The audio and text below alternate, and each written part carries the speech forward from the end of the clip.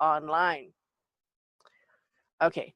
Um, my name is Jackie Jacob. I am the Extension Specialist at the University of Kentucky. I also coordinate the Small and Backyard Flocks Community of Practice for E-Extension, and as part of that, we organize these webinars. We have decided to go with a 20-minute webinar on specific topics rather than the 1-hour webinars that we were having before, and they are held every other week. Check out our new website for updates on what is being shown in the upcoming weeks. So for our first webinar in this new series, we have Ashley Wright from the University of Arizona Cooperative Extension Service. She's a livestock area agent in the state of Arizona and covers the counties that you can see listed there, and does work with poultry, small and backyard flocks. So it's all yours. I will be on mute unless there is a question to be asked. Thank you. Thank you. Hi, everyone. So like Jackie said, my name is Ashley. I'm a livestock area agent in Arizona. I primarily work in the southeast region of the state. I live just outside of Tucson. And so today our topic we're going to talk about is what are some of the things we want to think about before we get backyard chickens? Some of the things that we might want to consider before we purchase our first birds or that kind of thing. So let's get started. If I can get my slides to advance. There we go. So we have really 4 areas that I think we need to think about considering. We need to think about what are the rules and regulations surrounding having chickens where we live. We need to think about the chickens that we are going to pick. What breed of chicken do we want? What's the purpose of our birds? Are they for fun? Are they for eggs? Are they for meat? And also, where are we going to source those birds from? We also need to think about our coop design. That's very important. Lots of people get their chickens and then go build their coop, but it really needs to be the other way around. And there are some considerations based on environment that we need to think of when we are building that coop. And lastly, chicken health. We could spend hours talking about chicken health and diseases. There are a lot of great resources on the E-Extension site about chicken health, but I have some comments of things that I think we need to think about before we get our chickens in regards to health. So, number one thing, let's think about those rules and regulations. First thing and the big one is, are we even allowed to have chickens? I know some of us live in very urban areas, some of us live in more rural areas, and the rules and regulations that govern us are going to vary. So the best place to start, and I've pulled up a screenshot here. This is the Pima County. This is where I live. This is their assessor's office website, zoning and planning website. So what's best to do is to go onto the website for whatever county you live in and look and see what your jurisdiction is. Are you governed by county rules or are you governed by city rules? And some of these places are really good about having this stuff online. Some of them, you're probably going to have to call the office and find out who governs you. And the other important thing is, what is your zoning code for your property? So for example, I'm zoned, I think SR, which is suburban ranch. And that gives me a lot of freedoms within Pima County to do a lot of things. Whereas if you were zoned a more residential versus a more agriculture type, those would change as well. And if you see where I've circled in blue there on that picture, it says zoning code. Pima County is very good about having that up online. If you click on that and pull it up, you end up with something like this, much longer document. Obviously, I've taken just an excerpt here. And you can see where it actually talks about chickens right in the zoning code. And I don't remember which code this is that I looked up. I think this is actually one of the smaller residential zones. Oh, yeah, CR. Those are pretty small. And you'll see it talks about keeping chickens to provide eggs for personal food production is perfectly fine, but it does not allow for cockerels and roosters. And they also give sort of numbers of chickens that you can have. It tells you how many you can have per square foot of your lot or per dwelling unit. It also gives a provision for increasing that number if all your neighbors agree, which is very nice. And the other thing that it is really important to look at is the setback. That is, it says any structure used to shelter chickens, and it gives a foot distance that those shelters need to be. Usually it's either from your property line, or in some cases it may be from your neighbor's actual house, depending on how the code is written. You should be able to find these. If they're not online, you should be able to get them from your assessor's office with a phone call or an email. It's really important that you follow those regulations. You don't want to have to tear down and rebuild a coop because you built it too close to the property line, or rehome your chickens because you didn't follow the regulations and your neighbors are now complaining. This is sort of one of the most important things to do. And then also you need to remember that the other place you need to check, just because your zoning is free and clear, you need to check that your neighborhood itself doesn't have deed restrictions or a homeowners association. Those rules can supersede the county or city rules that you may be following under. So do some homework ahead of time, make sure that it's legal for you to have your chickens. The second thing you need to think about in regards to rules and regulations is if you're planning to sell chicks or eggs, you may have some licensing requirements or things like that with your state's Department of Agriculture. And every state is going to have different requirements. For example, in Arizona, nest run producers, which are producers that are selling less than 750 dozen eggs per year, that's going to be most backyard flocks. They are required to register with the Department of Ag. That registration is free. There's no inspections or anything that go along with that. You simply send in the form and say, I intend to sell eggs. And they do have some guidelines that they want you to follow regarding how you market those eggs. So they don't want to see fresh, like I have on the picture here. They don't want to see fresh on there because the eggs haven't been graded, and so therefore they can't verify that they are. So you can't market that way. You also can't package your eggs in, for example, packaging you got from the grocery store that still has somebody else's brand label on it. You can't package eggs in those for resale of your own eggs. And you also can't wash your eggs, which is really key. I see that a lot. People, oh, wash or not wash. Well, I always wash before I sell.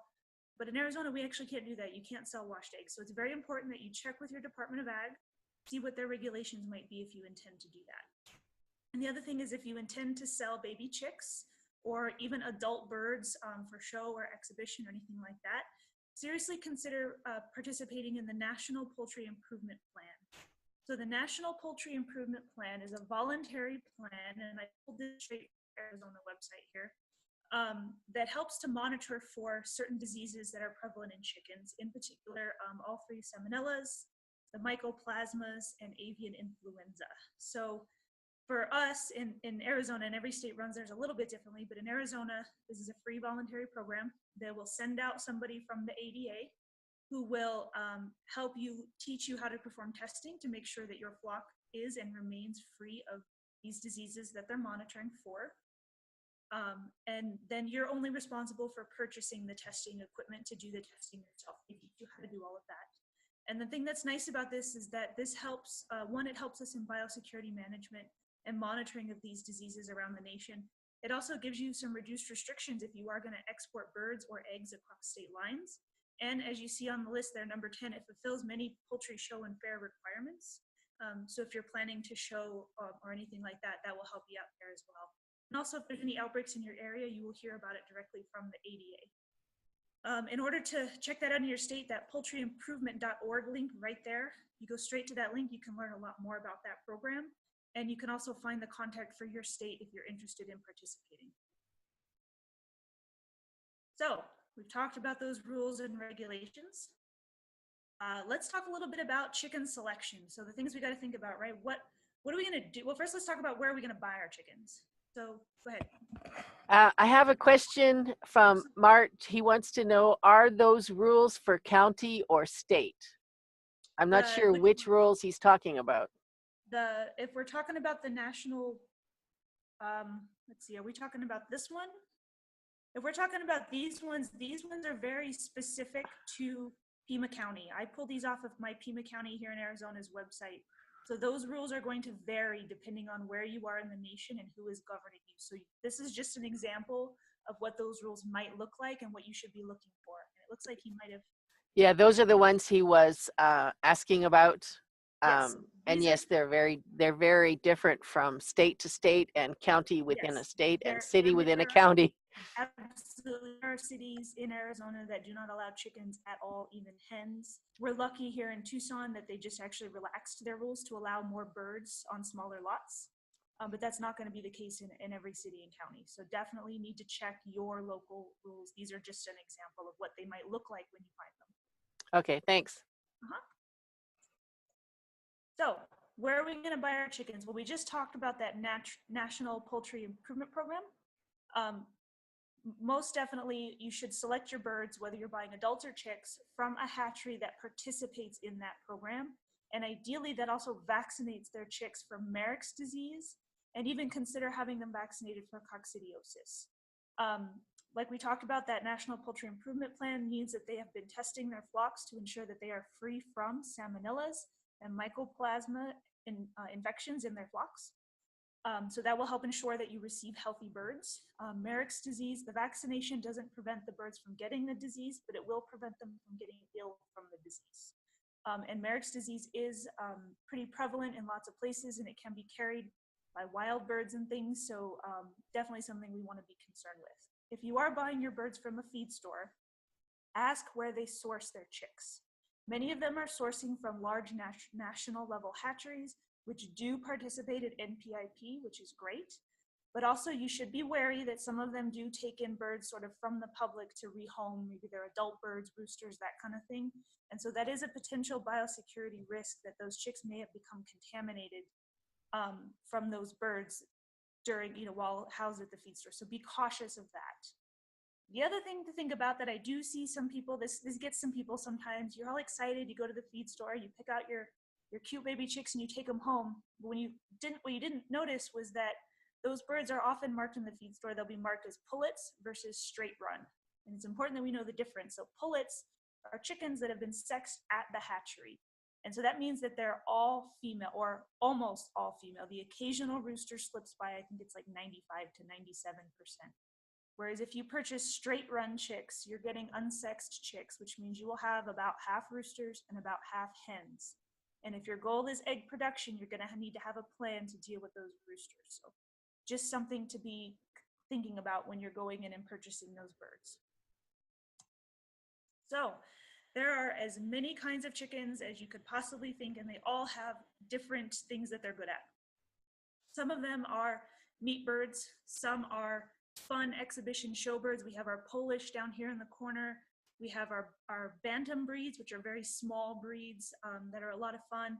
We have birds that have been bred for egg production, that they will produce a large number of eggs each year. We have birds that are very great, we call dual purpose birds, where they do a good job producing eggs and some meat. And we also have birds that are really, really good mothers. So those are the things you want to think about when you're picking your breed. You're going to have many options no matter what you choose. You need to think about what your ultimate goal is. If you want to show a specific purebred breed, you're obviously going to want to look for purebred chicks of that breed. If you're looking for just fun chickens and some family eggs, any of the great dual purpose or egg breeds are going to do wonderful for you. So here's just, this is not by no means an exhaustive list. There are hundreds of breeds, but I just put some of the more popular ones up here to take a look at. Particularly, the big thing I want to draw attention to is the meat production. Those Cornish cross chickens have been bred very specifically for meat production. They're designed to reach their sort of butcher weight at about 6 weeks of age. And they really don't do well if they live longer than that. They're not really bred for that. So it's very important that if your goal is not meat production and you do not want a set of chickens that you are going to be butchering in 6 weeks, you're going to want to stay away from that breed. Now, if that's your goal, those are great. They're perfect for that.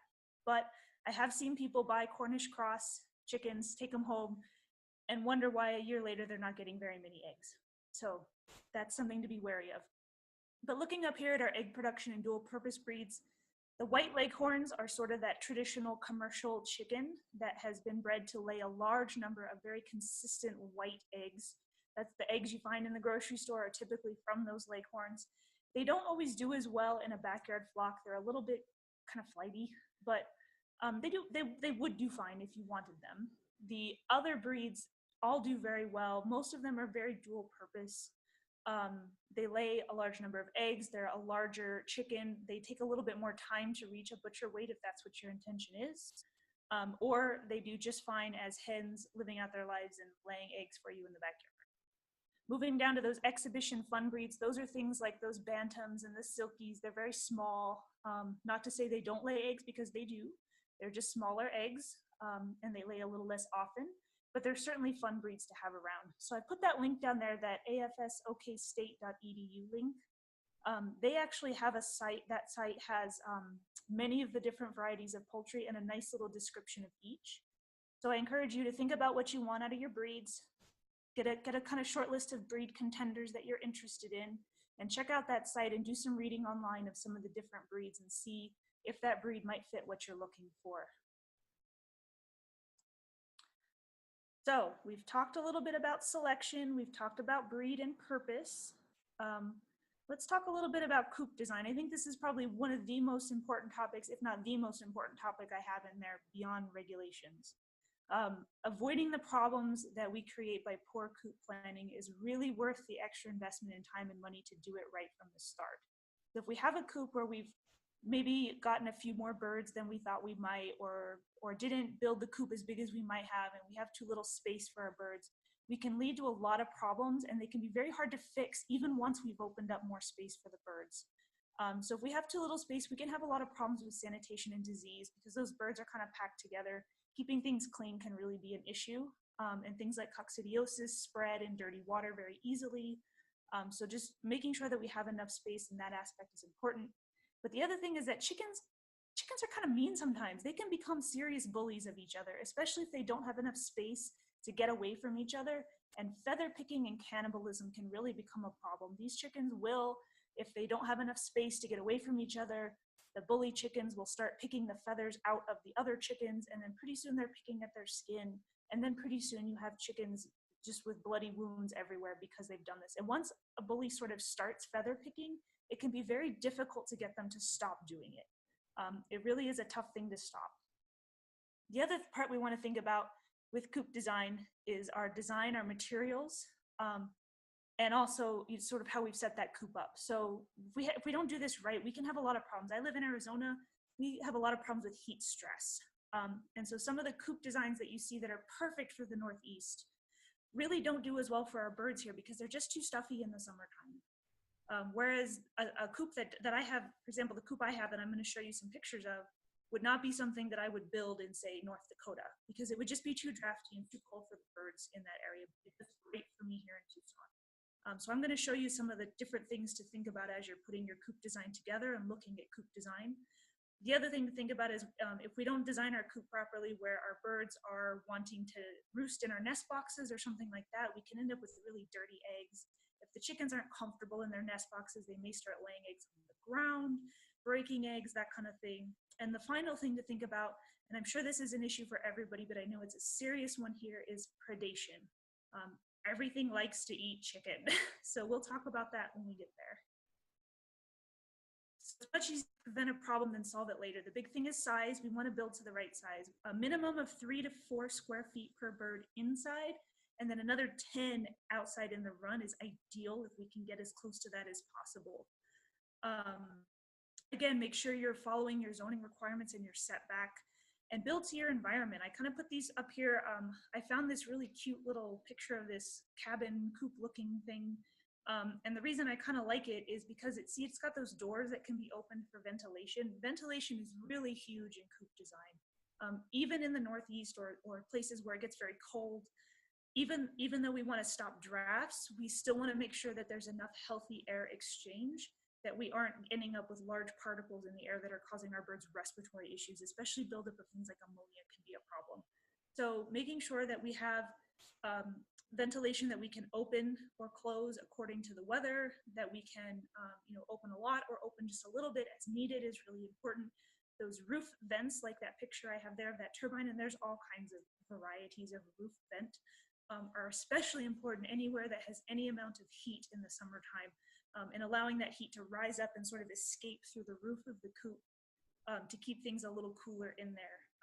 Anything you can do to move air in the summer is really crucial.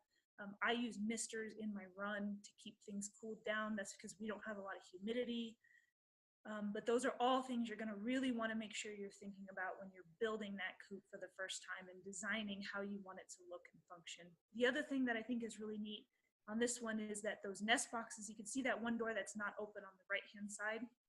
It's actually their nest boxes. So the chickens can go in there and nest, and you can just open the roof from the outside, get your eggs, and not have to go inside the coop. Because I can tell you, once they figure out that you're opening the door, they will figure out how to rush by you. Okay, so here's what my coop looks like, and I just wanted to show you guys some of the different varieties. So the coop I showed you before was a really great cold weather coop, right? They had that nice sheltered area inside to get inside out of drafts, as opposed to my coop here in Arizona. You can see I have a very open coop. The picture in the top middle there, that's an 8x8 structure. It's solid walled in the back and halfway up each side. And the reason I did that is for airflow. Airflow is everything here this summertime. 2 years ago, we had 39 days in a row of over 100-degree weather. Several of those days were over 110. Everybody was miserable. But this is key to keeping my chickens alive and healthy. They have this big run. You see they have the big shade structure. I think you can kind of see the black tubing along the side of the building there, running out to where my misters go through the run setup. And this works great for me. But like I said, I would not build this in North Dakota. I would have solid sided the walls in, and we'd have a much smaller space. The birds could kind of heat up themselves at night with their own body heat kind of situation. So those are some things to think about when you're putting that coop design together. The other thing we want to make sure is that our chickens have adequate roosting space. About 10 inches per bird is a good rule of thumb.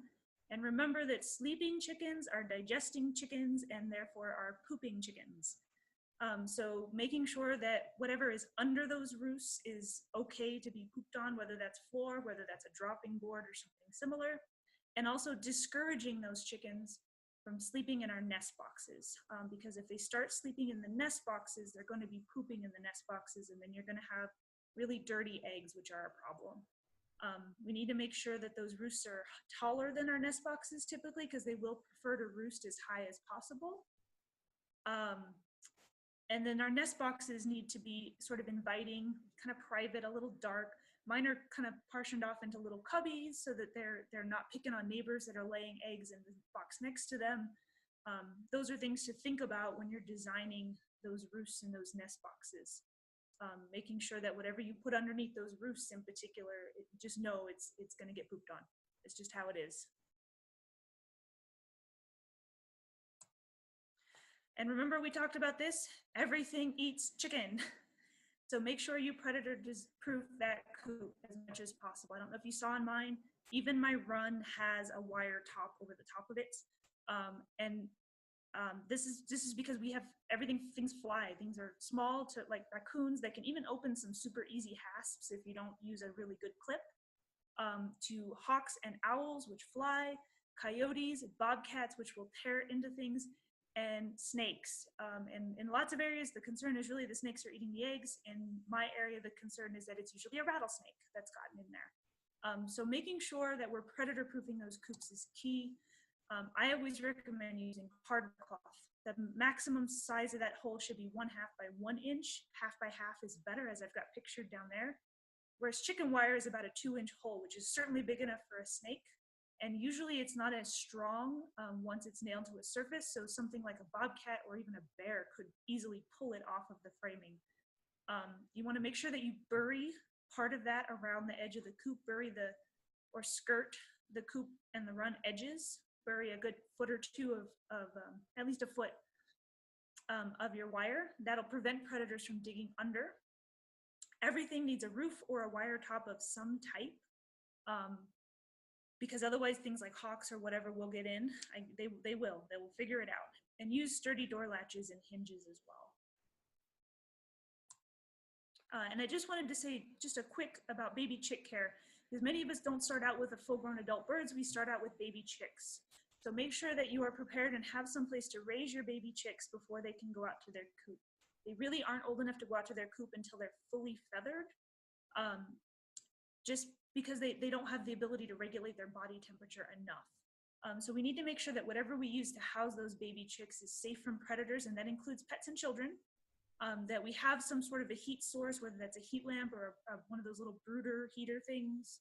and that we have proper feed and a safe water source. Baby chicks are especially prone to, especially when they're very young, to falling into large bodies of water and drowning. So they actually make special waters for them that make it very hard for them to fall in. And then think about, do you have an existing plan to a plan to integrate them into an existing flock? If you already have some adult birds, how are you going to sort of phase them in to minimize scuffles? This picture right here, they've used those metal galvanized tubs with clipped chicken wire around it. I've seen that work very well. I use the large metal or wire dog crates, and then I line the bottom about foot with something solid to block drafts. And that works very well, that when they're then older, it's easy for me to transition them out into my existing flock. But just be prepared before you go to the store and come home with a little box of baby chicks, that you know what you're going to put them in. And the final thing that I think you need to consider before getting chickens is healthcare. And like I said, we could spend hours talking about this topic, but I'm just going to give you some general guidelines, and you can do your own homework and research on this. We have, like I said earlier, there's tons of resources on the extension site. Go ahead. We're getting close. Well, we're over time, so I just wanted to okay. make sure you wrap up. This is my last slide, I believe. I believe. I figured it was, but yes, it is. So we wanted to have appropriate nutrition. Know what to feed your birds. When are you going to start on baby chick feed? When are you going to switch them to layer feed? Oyster shell and grit are important. Know how to recognize what's normal and what's not. This hen here is actually one of mine, and believe it or not, that's actually normal. She was mid-molt when I took that picture. But I get lots of calls from people, oh, my birds are losing all their feathers, or oh, my birds stopped laying and it's June. So know what's normal and recognize it, and also know what's not normal. I think it's important to have a mentor or somebody you know that can help you treat minor illness and injury, and know who your local vets are who may have chicken knowledge. And finally, have a plan for humane euthanasia, whether that's at a vet or some other method, because it may happen and you don't want to see your birds suffering. So just have a plan in place of what you're going to do. And finally, have a plan for that manure, because it's actually not worth more than the chickens. It's not worth anything, and it's a pain to get rid of. And remember, use your brain. If I saw it on the internet, it must be true is not always true. Think about, use some common sense when you're reading some of these things. We have a great list of sources here that you can check out that are all very good sources. And with that, I will take any questions. Okay, it wasn't my last slide, but it was close. Okay, can you unshare? Yes, I can. Stop share. Okay, I just wanted to share something, if I can find, here it is. I just wanted to, I don't know if that's showing or not. I see the upcoming webinars webpage. Okay, that's what I wanted to share. For those of you that are new to us, I don't think you need this, you can see what webinars are coming up. A lot of it is going to be more in-depth of what Ashley talked about. So what kind of chickens to get will be a more in-depth, more on the housing requirements, more on the equipment that you need, what do you do with that manure, brooding a small flock of chicks, managing a laying flock, preventing disease. And if you click on the past webinars, we have held many over the years.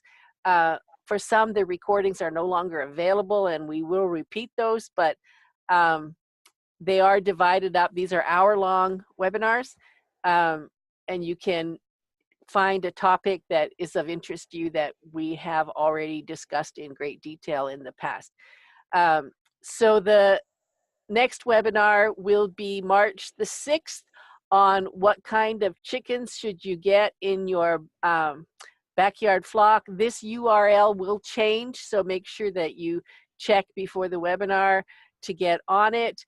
And Ron Keene from Wisconsin, University of Wisconsin, will be the presenter for that webinar. So stop my share.